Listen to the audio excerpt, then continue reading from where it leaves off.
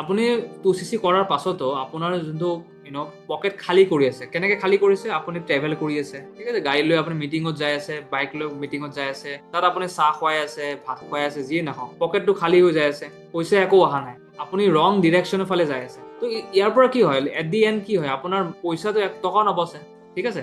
চ' আপুনি সেইটো কাম কৰি থাকিলে আপোনাৰ একো লাভ নহয়। প্ৰথম আৰু ছেকেণ্ড কথাটো হৈছে কি, আপোনাৰ ঘৰৰ ফেমিলিৰ মাজত আৰু আপোনাৰ নিজৰ যিমান ফেমিলি আছে, ৰিলেটিভছ আছে, তাৰ সন্মুখত আপোনাৰ এটা পাৰ্চনেলিটিটো বেয়া হৈ গ'ল, যোনটো পাৰ্চনেলিটি সেইটো আপোনাৰ বেয়া হৈ গ'ল, গম পাই যে নেটৱৰ্ক মাৰ্কেটিং কৰে, নেটৱৰ্ক মাৰ্কেট আহি গ'ল, বস্তু বেচা কাম কৰা এটা আহি গ'ল, বস্তু বেচা বুলি ক'ব তাৰে। কিয় ক'ব?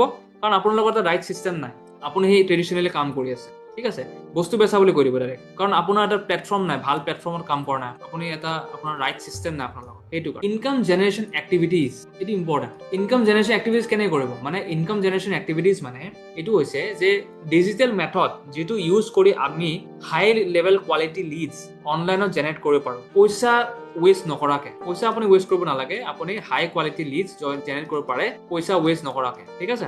য'ত আপুনি কল কৰি থাকিব নালাগে, ইনষ্টেড অফ চেজিং পিপল, আমি চেজ কৰিব নালাগে মানুহক, বিনা চেজ কৰি মানুহবিলাকে নিজে নিজে কেনেকে আহিব, ঠিক আছে।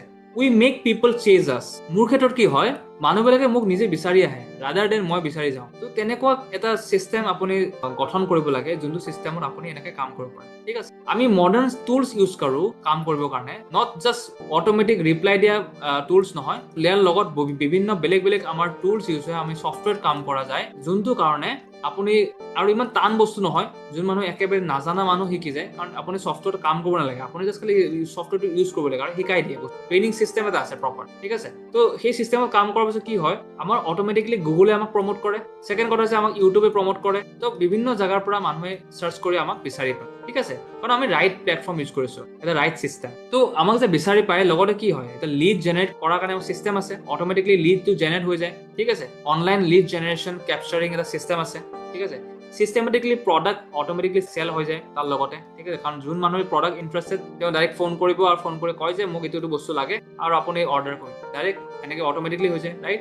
চ' আমাৰ গোটেই টিমটো ডিজিটেল এপ্ৰ'চত ফ'কাছ কৰে, ডিজিটেল চিষ্টেম এটা, অট'মেশ্যন চিষ্টেম বুলি কয় তাক, সেই অট'মেশ্যন চিষ্টেম ফ'কাছ কৰে, ঠিক আছে, অট'মেশ্যন চিষ্টেম। ইয়াত আপুনি মানুহক চেজ কৰিব নালাগে, মানুহক বুজাব নালাগে, মানুহক কামোৰ দিব নালাগে, ঠিক আছে। তো বিভিন্ন আৰু ৰাইট বস্তুবিলাক আপুনি বুজিব, ইনচেণ্টিভছ, বহুত ইনচেণ্টিভছৰ কথা আপুনি ধৰিব পাৰিব, যোনটো আপুনি সেই ট্ৰেডিশ্যনেল ৱেট ফৰ্মত আপোনাক নকয়, আপোনাক নুবুজায়, ঠিক আছে, আপুনি একো নাজানে, 4cc কথা আপুনি গম নাপায়, আৰু বিভিন্ন বস্তু আছে যিবিলাক কথা আপুনি নলেজটো গম নাপায়, তো এইবিলাক কথা আপুনি বুজি পাব। এটা বস্তু আপুনি কম্পেয়াৰ কৰক, ট্ৰেডিশ্যনেল ৱে আৰু ইনকাম জেনেৰেশ্যন এক্টিভিটিজ ৱে, কোনটো বেছি প্ৰফিট।